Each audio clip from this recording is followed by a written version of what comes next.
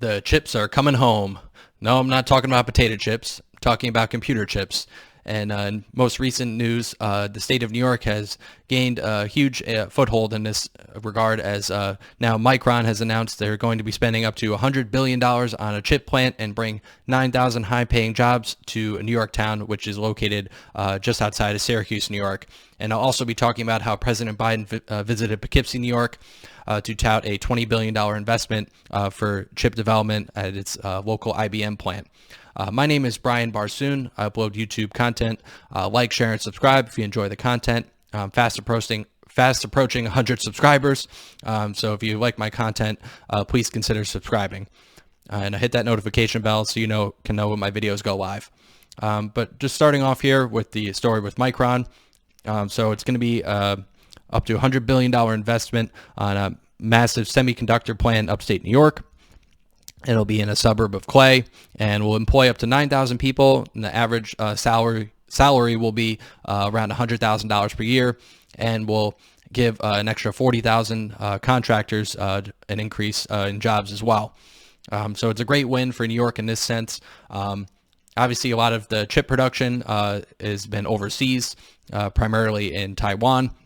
And that's where there's been a lot of tension going on there, and why we've had some delegates from our Congress go over there in the last several months. So we're trying to get some of that over back into the U.S. so we can compete with them, and this is one step in the right direction. So just looking here, facility will be employ up to 9,000 people over the next 20 plus years to manufacture semiconductors, crucial computer parts used in everything from cell phones to cars. So if you're watching this video, there's probably a semiconductor that's currently running so that you can watch me right now. So a very important tool in the arsenal that we need to kind of bring over back to America. Obviously, we'll drive down prices and we'll make them more readily available for everyone here, and we'll decrease our reliance on foreign adversaries and ones that are far away, even if they are allies with us too. Because obviously to get all these over here, even though they're very small in size, are very expensive to ship over. And if we can bring that in-house, we'll help out a lot. So it's a 1,300 acre facility, which is pictured here. This is going to be the area that it's going to be built in. And yeah, Chuck Schumer talking, nobody cares. So Micron shares closed up almost 5% after this was announced, and this from last week. October 4th. And then also as well, he was in Poughkeepsie. So I was formerly living there, so thank God I wasn't there when he was there. But he went to the IBM facility that was recently, that's been there for many years, and he was there last week, and they're making a $20 billion investment as well. So it's going to cover research, development, and manufacturing of semiconductors, quantum computing, AI across the Hudson Valley over the next decade.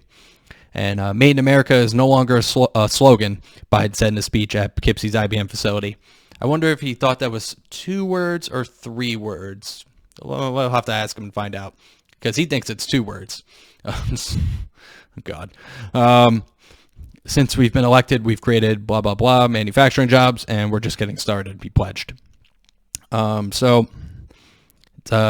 IBM announcement is the latest in a series of private sector investments since the president signed the CHIPS and Science Act, which was a few months back, and be aimed at bolstering competitiveness with China that contains more than $52 billion in chip manufacturing research. And that's what I mentioned earlier with Taiwan. And it also mentions the announcement with Micron. And obviously, if you're not, I've lived in that area, so I know that IBM is a huge driver of jobs. There's a plant in Fishkill. There's one in Poughkeepsie as well. And if you owned a PlayStation 2 or PlayStation 3 back in the day, that's where the chips were made from to power those gaming systems. I remember in class they had a guy come out and explain the chips to us when I was in school. And it's just that was where they are now. I don't know where they're being made currently, but I know at one point that's where all the PlayStation chips were being made that were put in all the systems. So let's see here. President said that quantum computing has the potential to transform everything from how we create new medicines to how we power AI, and highlighted the importance of semiconductor manufacturing in the U.S. not only for job creation, but for making the U.S. economy independent of other nations. Finally, he says something I agree with. We need to start building things in America, because if we're self-reliant, then we can get stronger as a country, and then we'll be able to protect ourselves. So, man, America first. He finally got there, but I wish he would do it on other things. But this is a good start. Obviously now he's blaming the shortage of chips as a major driver of inflation, higher price of cars, which require semiconductors.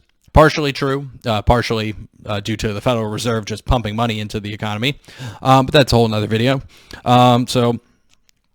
And of course, Kathy Jokel and Democratic reps Sean Baloney, Paul Tonko, and Pat Ryan, House incumbents in competitive races in the region. And there was Dutchess County exec Mark Molinaro, he had just lost a special election for Antonio Delgado's seat when he became the lieutenant governor. Obviously people are saying now that he's gone there for twofold, partly for the facility, but also to bolster these candidates in their races coming up in November. So obviously that area, it has a good mix of people. I was surprised that a Democrat won the special election, probably because everyone left the state that would have voted the other way, but I digress. So we'll just see what happens with that coming up. And, just talking about more of the CHIPS Act here, and does also mention the Micron as well. So good things happening in that front when it comes to semiconductors and that technology, because the less reliance we have on countries outside of the United States for this, the better we will be protected when it comes to wars like in Russia, Ukraine, or potential threat of China going into Taiwan, or North Korea firing missiles over Japan. So it's just self-reliance, I feel, is the key attribute that we need to work on in this country. We could argue other things like gas and having self-reliance on that. That would be another good start. So if he wants to build on it and move on to that next, I'd love to see it. Not holding my breath though, but we'll see what happens. But like I said, this is good. So every once in a while, a clock is right twice a day, as they say. This is one of those times. So just wanted to cover that though. So that's going to do it though for this video. Like, share, and subscribe if you enjoy the content, and comment down below if you're from the area, you happen to see what was going on, or if you just want to comment down below about anything. Love to hear your feedback, and subscribe to the channel as I get closer to 100 subs. Thanks for watching, and take care.